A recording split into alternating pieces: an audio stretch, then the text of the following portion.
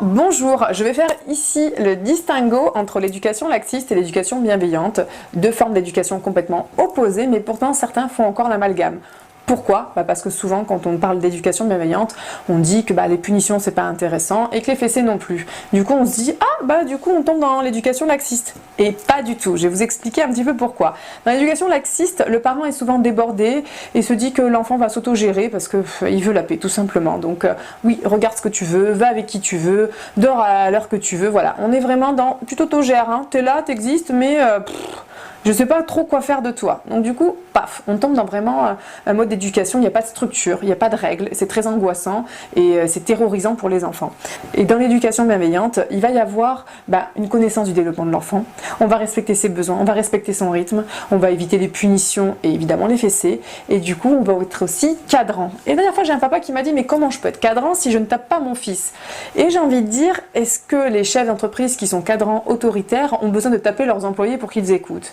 Eh bien non, ça veut dire qu'ils ont bien une recette magique.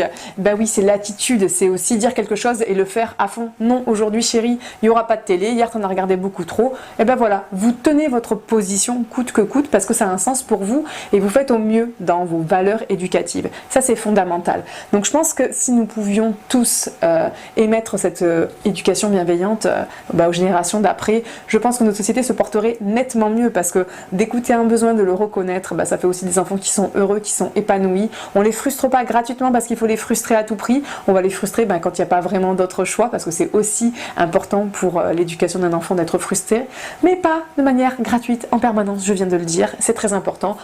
Je vais faire une autre vidéo à ce sujet. Quand on leur dit non tout le temps, c'est vite épuisant pour eux et c'est très très anxiogène.